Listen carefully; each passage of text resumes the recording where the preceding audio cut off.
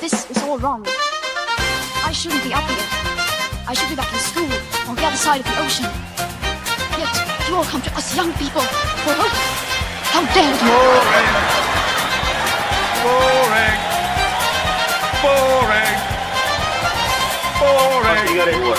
Don't tell us what we're gonna feel. We're trying to solve a problem. Don't tell us what we're gonna feel. I'm not telling you. Because you're in no position to dictate that. That's exactly what you're doing. You're in no position to dictate what we're gonna feel.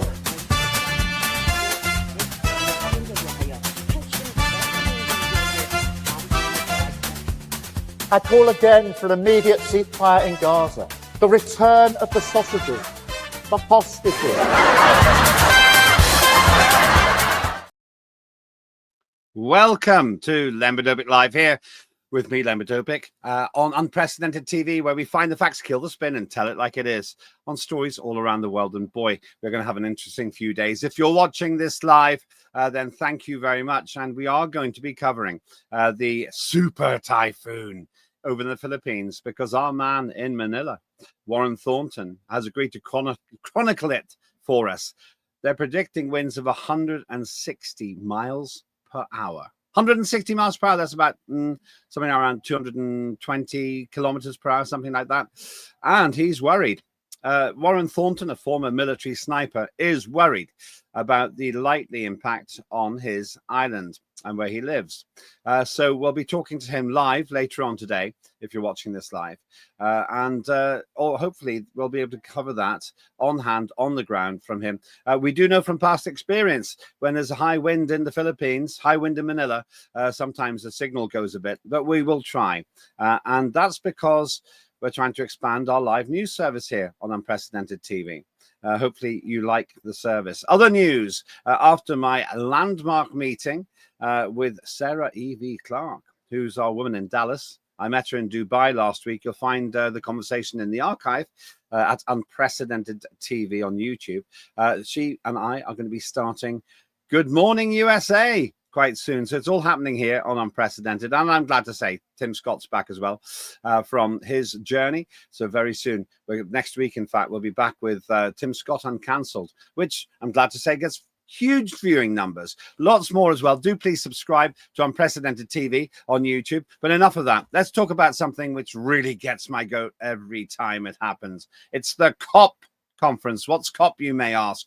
That's Conference of the Parties. That doesn't really tell you much more either.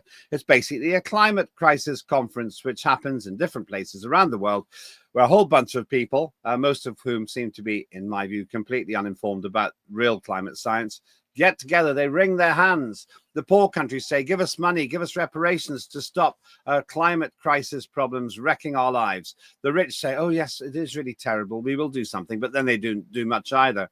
But all the while, this creeping agenda of a climate emergency is affecting people's lives. I put it to you that there is no climate crisis. I'll be talking with our guest today from Net Zero Watch about whether I'm right or not. But here are three ironies. First of all, 50,000 people go to these conferences. 50,000, they fly. I'll show you some idiocy I found on the internet about how many flying miles is claimed to be created by these flights.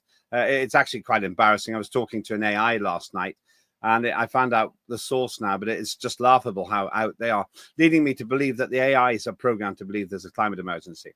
Second thing is, they actually made a road through the rainforest. They chopped down something like 100,000 trees in the rainforest for the sake of the climate conference. Can you see the irony there? The third thing is a whole bunch of people who I don't respect at all are there.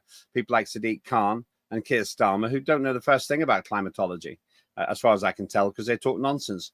I'll show you one of the stupidest speeches I've ever heard Sadiq Khan make. If you can find some scientific fact in it, then you let me know. But all of that coming up today. Here is my proposition. There is no climate emergency. There can't be because of certain reasons we will discuss in the show today. But worst of all, these 50,000 delegates on their jolly in essentially a rainforest in an area called Belém, I think, in Brazil, are there trying to scrounge money or offering to give money, but nothing really changes about climate. Why? Because we don't control the climate. Nature does. That's my argument. Let's find out what somebody who does this full time talks about this full-time things. It's none other than Harry Wilkinson, who hasn't been on for a while. Harry, good to see you. Good morning. I don't think you've been on since we started with that new opener. No, I don't believe I have, but it's very good to be here. Thank you for having me on, Lembit. It's always good to see you. Let's understand, what does Net Zero Watch do? Well, Net Zero Watch is a campaign organization, and it campaigns for cheaper energy prices. That's at the heart of this. The climate change agenda has been eroding Britain's industrial competitiveness through high energy prices, and that's what it wants to stop. And we also have the Global Warming Policy Foundation, its sister organization, an educational charity that I work for as well, which is looking at a more balanced and rational approach to climate change. What's the name of that charity again? The Global Warming Policy Foundation. Right, GWPF. Columnist says, good morning, Harry. It's a massive psyops, says Columnist. We'll find out. And money laundering as well. Okay, let's get down to it. My understanding is that the COP30, as it's called, I believe they had 30 of these conferences, Conference of the Parties 30, it's all about lots of people from all over the world, 50,000 people flying into one place and telling us that there's a climate emergency. Have I missed anything?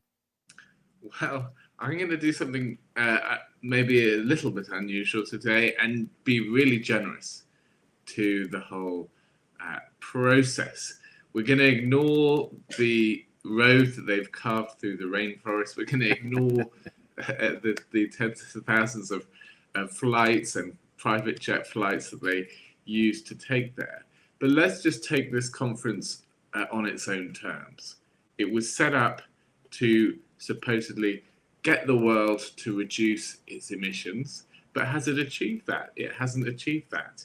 You know, we see that each year emissions around the world continue to rise, and that's a good thing because it's a result of many developing countries in particular wanting to grow and doing that and developing industrial capacity.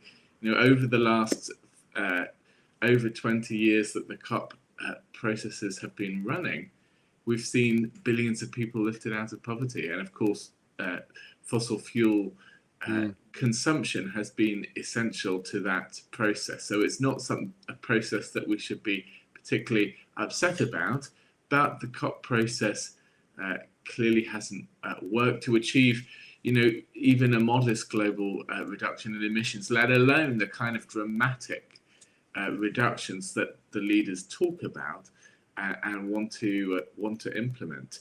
So I think, you know, we have to ask ourselves, why has it failed? Why has it been such a disaster?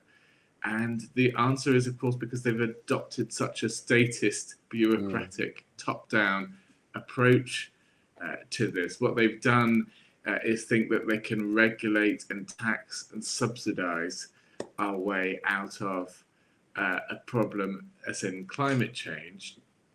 And they haven't actually gone with the grain of free markets, free people's choices. You know, I think if we had actually gone with something that people wanted to use without compulsion, then we'd be in a very different place right now. Instead, we've subsidized trillions of dollars towards wind and solar energy, which is intermittent, unreliable, expensive.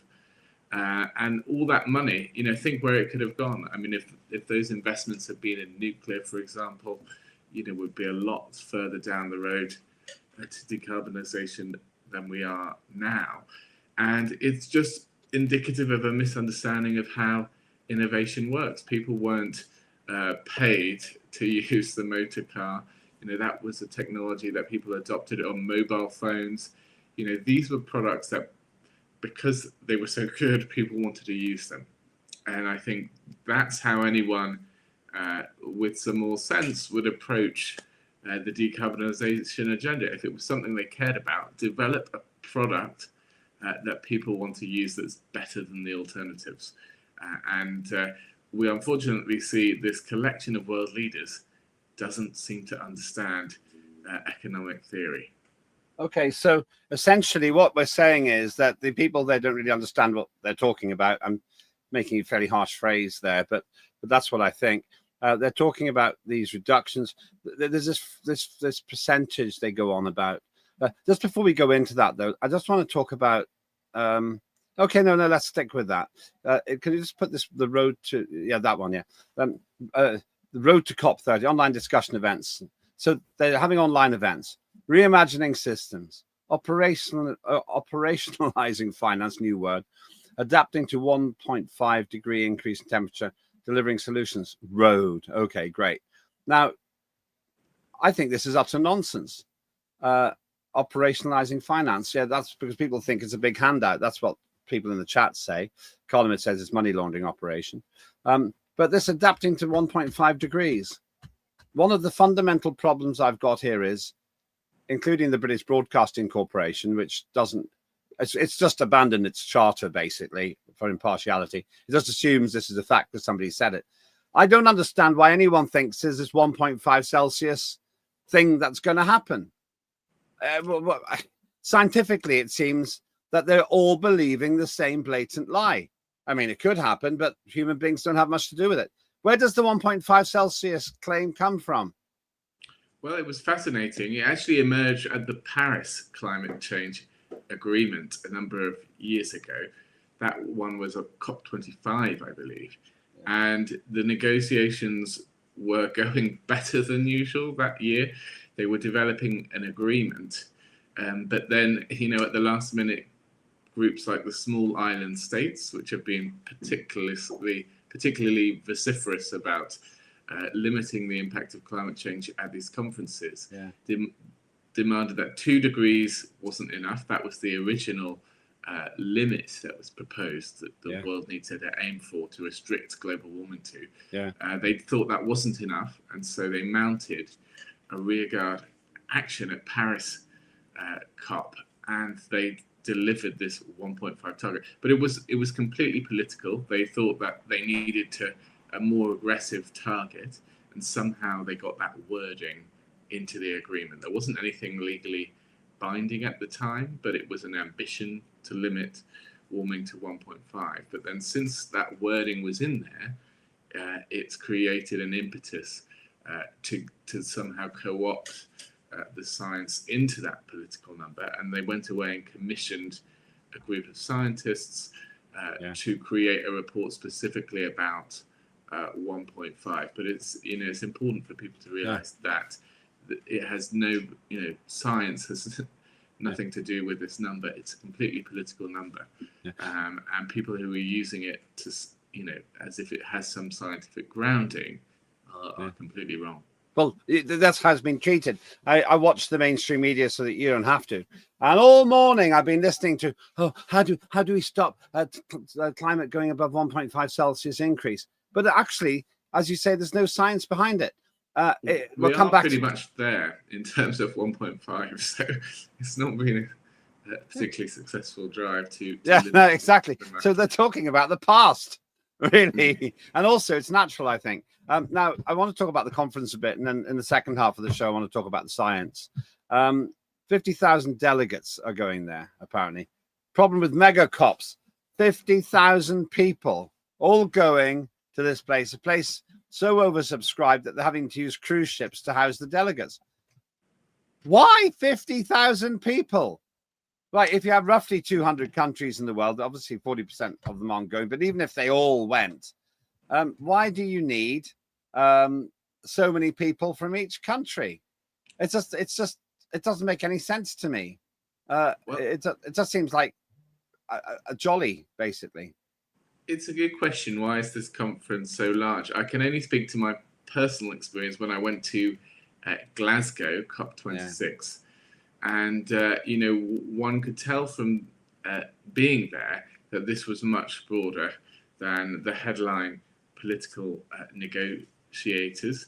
There are a huge range of businesses there. There's a huge range of bureaucratic entities and NGOs. And this is a great opportunity for them to network and to meet other people who work in their field, potentially if they're in green businesses to co-opt politicians into promoting their products and services. So, this is a big opportunity for a lot of people. It's a very important networking event. And in most industries, people are dealing with this as a business matter. But when it comes to green business, there's all this virtue that's alongside it. And so, I think that shields the public from the reality of the kind of dealings that we have between politicians and businesses that maybe normally we wouldn't think should be allowed, because we think it should be a level playing field. I mean, that's 250 people a country. I was at a global conference last week, if you're watching this live, in Dubai, and there were 20 countries represented, and in total there were 50 people, and we did the job. You didn't need 250 people from every country. You just didn't need them. It just sounds like a massive junket to me. And what did 250 people per country, actually it's going to be more than that because a lot of countries aren't represented, but what do hundreds of people find themselves able to do that a delegation of 10 couldn't? Why can't you just have 2,000 people instead of 50,000? I think take pity on one person here, which is the American taxpayer. It was clear at COP 26 in Glasgow that a large proportion of delegates were from the United States. I think this is probably going to be no different when it comes to Brazil. There's a huge amount of NGOs, probably funded by the American taxpayer, who can achieve a nice little holiday to Brazil for this conference. People from other countries don't necessarily have the resources that they have in America to send quite as many people as they do. But whether that's actually privately funded or publicly funded is a question for the American people to decide how worthy this is of spending so much money on. Well, let's have a look at one of the great ironies here, and it's the number of people going, but also a couple of very revealing things. I think there's we've been looking at various aspects of the figures, and I asked AI an AIA overview how many miles have flown to COP 30, and they came up with this figure: delegates to the conference traveled a collective 1,079,000 air miles. Well, let's say it's a million.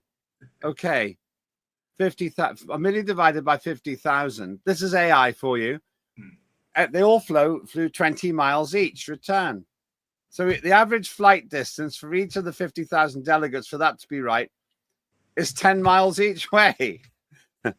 I think it's worth pointing out that I don't think either you or I think air travel is a bad thing.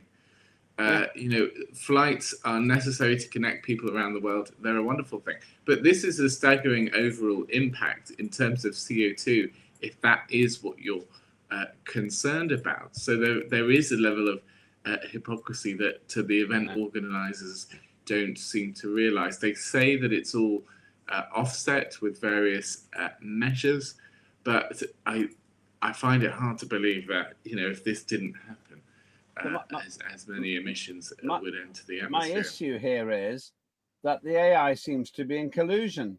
I mean, look what it says here. This is my issue. It basically says quite clearly the figure is used to highlight the carbon footprint of the event's attendees. I think carbon dioxide is a good thing, but it's the hypocrisy of it. And also the fact that the AI system, look at the figures here. Delegates to the conference. The AI system says delegates to the conference traveled a collective 1,000,000 miles. That's 20 miles each, because 50,000 times 20 is 1,000,000. Individual politicians ran trips from the UK to Rio de Janeiro, the site of the C40 summit before COP30 were estimated 12,000 miles. That's individuals. The mayor of West Yorkshire flew 5,700 miles. It must have been more. He presumably didn't come back then, because he can't get there and back for that amount of money, for that amount of air miles. I calculate it more like 10,000 return for 50,000 people. That's a very big number. 10,000 times 50,000, as far as I remember, is 500 million. That's 500 million air miles, I think. Somebody else can check that. In fact, somebody check that? I'm pretty sure that's right. I just did that in my head. So AI seems to be loaded here as well. And I'm arguing about the hypocrisy. I don't think CO2 is a problem. You're completely right. I think aviation is a good thing. And then you've got incredible hypocrites. You've got people like Sadiq Khan, for example, who've gone there. We'll get Sadiq Khan up in a minute, I think. And we got a speech from him as well. But yeah, put those figures out again, please, if we can have them. Right. Just one other thing. The mayor of West Yorkshire. What's the mayor of West Yorkshire doing at COP30? Is there something I don't know? Has West Yorkshire become a major industrial power or a nuclear power or something? Well, why is that person there? Well, I think we've got to reflect on the fact that politicians around the world clearly think that climate change is a massive problem that they ought to be dealing with. And so, we have to actually get people around to a more sensible approach to this topic. This is a reality and we can't change that. But what we can point to are the incredible things that are happening worldwide in terms of safety and resilience from extreme weather events. We've never been safer. Fewer people are dying from extreme weather events. Nobody knows that. Nobody knows that. People don't know. So we have to communicate that reality. And Bill Gates, and this is an important point, Bill Gates is now on our side. He has acknowledged that this doom and gloom narrative when it comes to climate change is actually stopping us from doing some really important development work when it comes to the world's poorest people in particular. If it comes to powering up desalination plants so people can have access to clean drinking water, building roads in remote parts of the world, these are things that yes would increase emissions but should be done because they improve people's lives. And that's the point that Bill Gates was making, that actually climate change concern was actually stopping us from doing some very sensible things. But he's responsible for resilience rather than just purely mitigation, which is reducing CO2 emissions. But he's responsible for it. He's been going around the world telling people in his private jet, telling people that we shouldn't be making so much CO2. Just one piece of hypocrisy, then go to the break and we'll talk about the science. They knocked down a lot of rainforest to make that road for the climate conference. Now, once again, I don't have an issue with improving local infrastructure, but the irony is phenomenal. 100,000 trees, it's estimated, knocked down just to make sure the delegates can get around a bit more easily. Is it just me, or are these people, am I right in saying that these people are just laughing in our faces? Well, when you see the choice of venue, it's hard not to conclude that. But I think the more likely explanation is that these people are just so sucked in by the stories that they tell themselves, that they're helping the world, that they're improving people's lives, that they're actually saving people from a catastrophe. That's how they're seeing these things. And I think that is genuine, that is sincere, but that they just have this huge blind spot as to the actual damage that their own policies are doing, and of how the economy works. Because despite all this effort, despite this hot air from the delegates themselves, despite the repeated negotiations, despite the costs and the taxes that they've imposed on their citizens, the broad thrust of humanity wants to grow, wants to develop, and that's what we're seeing. And they can't stop that progress. And the sooner that they adapt their mindset towards a more pragmatic approach that marries the need for growth and human flourishing alongside protecting from climate change, that the more relevant this conference will become. I mean, Keir Starmer was talking about how the climate consensus is broken. So all this attempted narrative control has clearly not been successful. We'll come back to the science itself after the break. You're watching me, Lembit and Harry, here on Unprecedented TV, talking with Harry Wilkinson from Net Zero Watch about COP30, which I think is a cop out when it comes to climate. We have many other shows here as well. And a couple of new episodes of Live and Let Die with me and my good old friend Mark Oaten, where we argue. I say he's not very liberal. He says I'm not either, but in a different way. Watch this.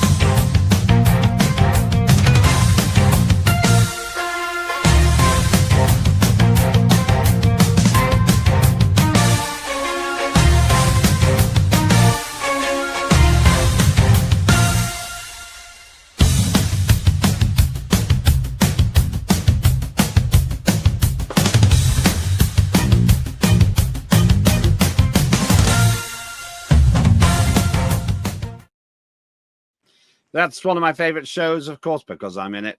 Do watch that, and you'll find it in the archive. Please subscribe as well at Unprecedented TV on YouTube.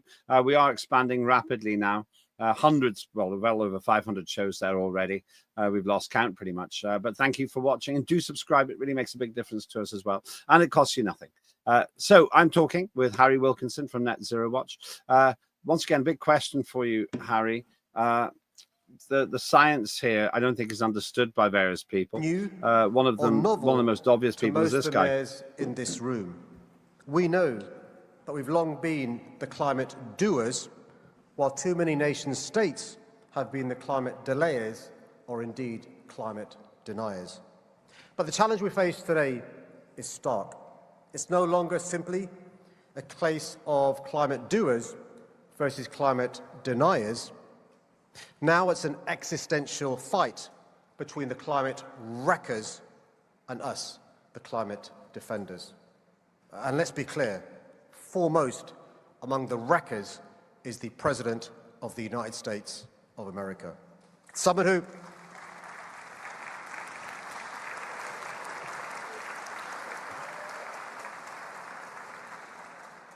who stood up at the United Nations only a matter of weeks ago and called the climate crisis a scam. But it is.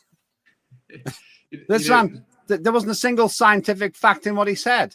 Sadiq Khan, who has absolutely no right to be there as far as I'm concerned, because he hasn't got a clue about true climate science, doesn't even understand the difference between pollutants and CO2. The guy's flown himself over there. So you were going to say, Harry? Well, this is reminiscent of so much rhetoric that we hear about climate change that really frustrates me. And it always presents this as a binary choice. Either you're with us tackling climate change, or you're a delayer, you're a denier, you're just an abominable creature that needs to be stopped. And this has just really prevented us from dealing with climate change in a sensible way. We're not in either a catastrophe or nirvana, and certainly renewables won't lead us to a nirvana. I can tell you that. But this aggressive language has actually pushed the breakdown that Keir Starmer was talking about, the lack of consensus, because we've had these arrogant politicians who have tried to, with their rhetoric, force this agenda without realizing that if the technology isn't there, they can't do anything. If these people were the climate warriors that they think they are, they should be in industry. They should retrain. Let's see Sadiq Khan do a science degree. Let's see him, develop new energy technologies that can actually reduce emissions cheaply and create reliable energy for people. That would be an incredible thing, and he would have a lasting legacy for the world because he would have created something that people would want to use. But of course he doesn't do that, and none of our politicians are doing that. They think they can just tell people, don't live abundant lives, don't do the things you want to do. We're going to tax it, we're going to make your lives smaller.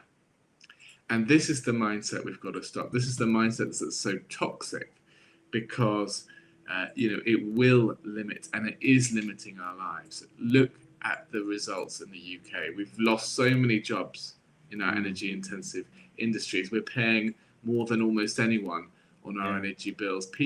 Even people who would have considered themselves middle class are now struggling to keep the radiators on for too long because they're worried about the cost of their energy bills. This is just such a diminished state of living that people are having to experience.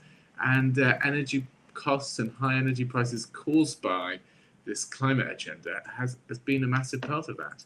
I mean, this picture that we saw a minute ago, there it is again. Sadiq Khan clocks up nearly 28,000 air miles this year.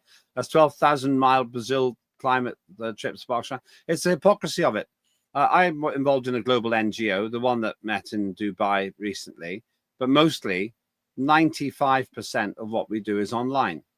And we don't have a problem with that. We have regularly have meetings of approaching 100 people. I'm sure we could have 1,000 people in our meetings and we'd be able to manage it. But these people, they fly around saying, oh, well, you've got to stop flying, but not me.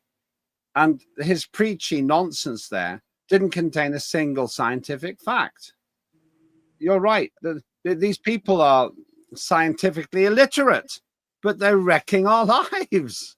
They're wrecking manufacturing. They're wrecking our quality of life. In fact, Colin says that 15-minute cities is one of the problems here. Gravy train. And it'd be nice if each home was self-sufficient and didn't have to rely on cartel energy companies, but that's not going to happen. So people like him annoy me. They make my blood boil. I've been studying climatology for 48 years, since I was 12. That's a third of the history of climatology, by the way. He hasn't. He doesn't know what he's talking about. Well, I think we've got to resist this kind of polarization that we see. Sadiq Khan is using this really for personal gain. Yeah. He might not realize it. He might think he's being sincere, but what you're seeing is someone who has a massive political incentive to take a very polarizing, you're with us or you're against us approach. And, you know, we see that with the left and the right around the world today, that either something has to be a complete and total nonsense and all part of a conspiracy, or either, you know, you have to adopt this very moral cause or you're not a moral person. And I think people are really tired of these reductionist kind of narratives. That what we're getting from politicians today is just, you know, it's not sophisticated politics. It's just reducing things to, you know, with us or against us kind of stuff. And I think the public are wanting something different. They're wanting a more nuanced approach to climate change and a whole range of other policies. And, you know, politicians have to step up to the plate. It might be easier for them just to adopt this kind of language, but it's not responsible, and the public deserve much better. I'm determined to carry on lobbying you live on air on this. One day I want you to say there is no climate crisis. I have to say there's no climate crisis. Okay, I think there is climate change. But yeah, I agree. And it's a threat that we should be looking at. But I don't think it's been you know, assessed fairly. We've been treating it as if it's an existential threat that will lead to this massive catastrophe. That's what I think is so misguided and misrepresentative of the actual science. But I do think that, you know, man-made emissions are increasing the temperature of the planet.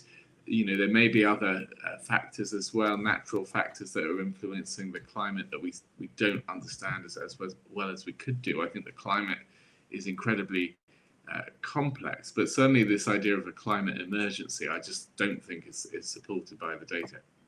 I go further than you. Don't switch off when you see this graph, folks.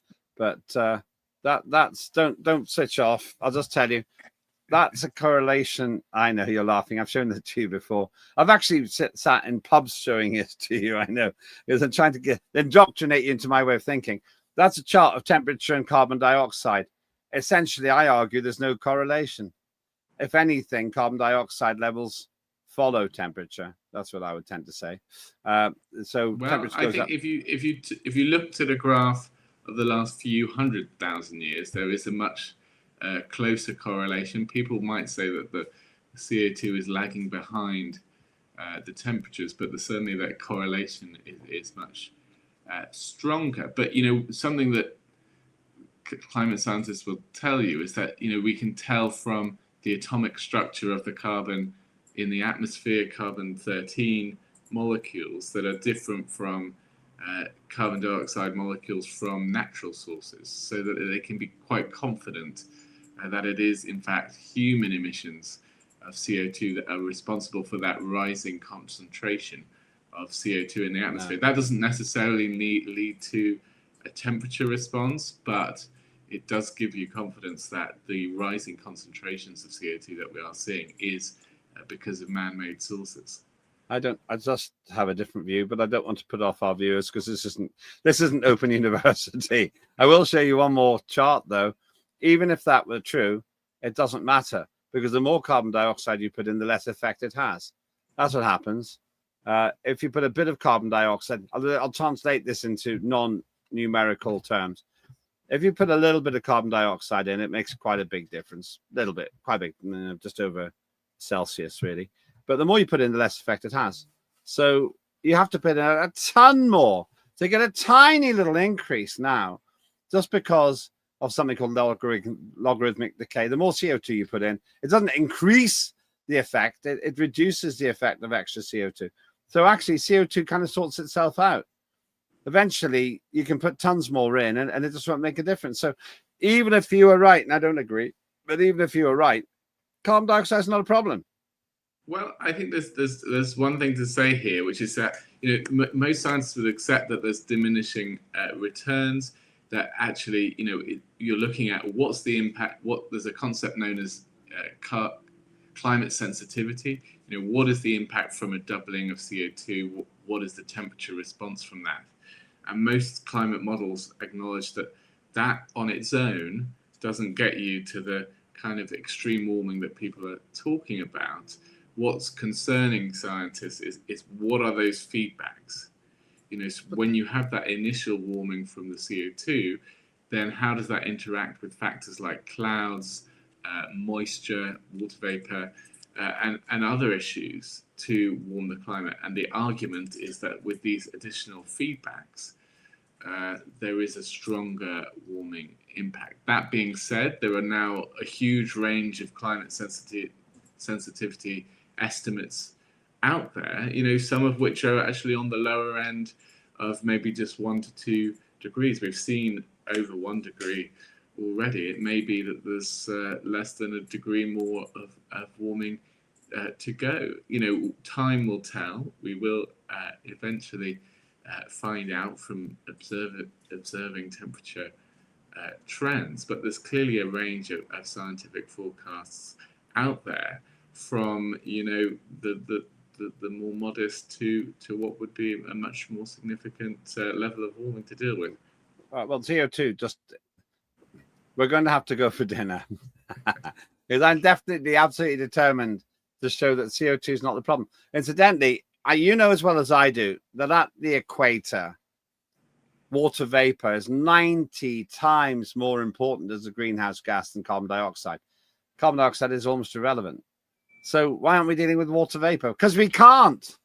We can't. Well, I mean, the reason why water vapor isn't thought to be driving temperature changes is because of the limited amount of time that it stays in the atmosphere. The water cycle is quite rapid, but once that water's in the air, it condenses into clouds. It then rains, and it doesn't stick around for as long to be able to influence the temperature over time. So even if we just were to artificially generate lots of water vapor somehow and create artificial volcanoes, for example, when there are big volcanic eruptions, all that water vapor can actually have quite a big impact on global temperature. But what we see is that impact is significant, but it's very short-lived. It doesn't lead to lasting changes in the climate. I'm going to hit you with one numerical broadside here. You won't be able to respond. I'm not going to leave you on the spot. But it's a very simple answer. Every year, nature and humans put together put 168 parts per million of CO2 into the atmosphere. 168 parts per million. But CO2 goes up by 2.5 parts per million. which means 155.5 parts per million, are reabsorbed every year. Don't give me this bunkum that CO2 hangs around, because in the worst case scenario, almost all of it's gone in proportion. That means that human beings are putting 1/10 of an atom of CO2 extra a year per million atoms of atmosphere. Well, I mean, we see that the concentration of CO2 in the atmosphere is increasing. There's the Mauna Loa station in Hawaii, where they have a good record there of the CO2 concentrations in the atmosphere. We can see that it's rising. We know that is man-made. No, we don't. Yes, we don't know it's man-made. No, No, Harry, we don't. We do know it's man-made, because we can see the atomic structure of the molecules are different from natural sources. Yes, there are massive natural fluxes, both in and out of the atmosphere every year, but it just takes a little bit over the top of what's being absorbed to then be increasing that concentration that we see. Right, you give me some homework. The main problem I got with the Hawaii station is it's surrounded by sea, and that's where most of the carbon dioxide comes out of. When the sea gets warm, CO2 comes out. But anyway, if you're standing near a chip shop, you can smell fish and chips. I think the same thing. Well, all right, you've given me homework. You give me homework, and that's what I love about proper debate. And I know the argument you're making, but I will have a look on that. I think it's fake, but I don't know it's fake, so I'll have to look at that. One last area then. How much faith do you have in the man responsible for greening our country? And he probably won't have seen that at all. But first of all, right, we agree, hopefully you don't deny science, that the more CO2 you put in, the less effect you have. So that's a really important point there. To what extent do you think that this man understands it? Can we just add, there he is, hang on. Leave him there. Ed Miliband, the man who's responsible for having an encyclopedic knowledge of everything we're talking about. He'll know, if you're right about Mauna Loa, he'll know about the logarithmic decay of CO2. He'll know why it's really ridiculous to try and bury carbon dioxide, the gas stuff. Oh, no, maybe he doesn't. What do you think? He's a man who does obsess relentlessly about climate change. So who knows how much research he's actually done into the science. You may well be right that it's not enough. If he understood it better, maybe he would adopt the alarmist rhetoric, not quite as much as he does. But what I think his most damaging qualities are his embrace of not the climate science material that he seems to repeat.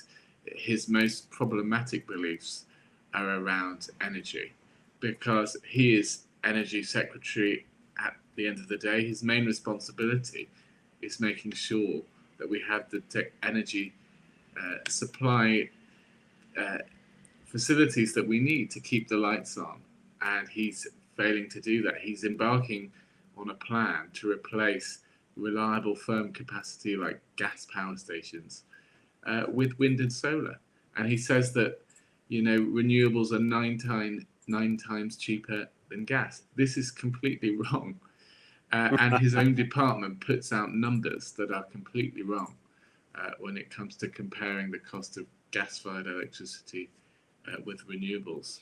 So, those are the beliefs of Ed Miliband that I'm most concerned about. And he is pushing ahead. I don't know if you've heard of AR7. This is the latest allocation round. It could be the biggest one ever. And if it goes ahead, it will lock in a huge amount of offshore wind for 20 years. He's extended the length of these contracts from 15 years to 20 years. Claire Coutinho has compared this to swapping a 4% variable mortgage with a 10% fix for 20 years. This is a terrible deal for the UK energy bill payers. And I would urge people to go onto the Net Zero Watch website and check out the campaign Stop AR7. they can write to their MP and encourage them to put pressure on Miliband to stop this disastrous auction round. That would mean that we would have to wait a very, very long time to have cheap energy once again. These contracts are 20 years. They put perhaps £20 billion onto energy bill payers over the course of these projects' lifetime. This is a staggering amount of money, a hugely disastrous policy. We have to stop it. So if you're listening, please write to your MP, tell them stop AR7. So much. You give me my homework. I will look up. This is the kind of anorak I am. I will, and I'll enjoy doing it. I'll look up the Hawaii data, and I will look at it scientifically. If you're right, then that's a pretty big deal, because that actually basically recognize. Then I'll have to recognize maybe human beings have a bigger effect than I thought. But I'm not feeling it. But maybe you're right. Maybe that's what's going to happen. As far as I'm concerned, though, the position that you put forward, Net Zero Watch, does seem to be a sincere effort at taking science and economics and trying to put forward. So tell us one more time, where can people find out more about Net Zero Watch? Go to netzerowatch.com and go to our campaign page around AR7. That's allocation round 7. It's the government's proposed new subsidy allocation round for renewables, and it would allocate billions of pounds of your money towards unreliable technologies that would still need to be backed up with fossil fuels. So they require not only investment in themselves, money that comes from us, but also more investments back up, because they don't work all the time. And that's just a fundamental problem that Miliband's sophistry cannot get around. There is one danger, though. If people do look at AR7 on Net Zero Watch, they might be tempted to make a submission to set up some offshore wind farms. Millions of people, because of what you said, might They're get too subsidies. late. They're too late to apply to this round, but maybe the next round. Well, we'll see what happens then. Thank you so much. Thanks for the homework as well. That is Harry Wilkinson from Net Zero Watch. A bit of interesting study for me to do there. Is there evidence from this special place in Hawaii that measures carbon dioxide that indicates that human beings are really causing problem CO2? I don't think so. But at the end of the day, I've got to check the science. That's my creed. Thanks very much for watching. Do please subscribe to Unprecedented TV on YouTube. The more of you subscribe, the more we can do with the station. USA will get its morning show quite soon. And later on today, we're going to get a live report from Warren Thornton, our man in Manila, about the super typhoon, which is heading his way. But once again, thanks to Harry, thanks to the team. More than anything, thanks to you for trusting yourself to think for yourself. We're here all day, every day, most of the time, and you'll find the archive too. I'm Lembit and Harry. That was Lembit and Harry Live here on Unprecedented TV. Have a good day, especially if you're in Manila.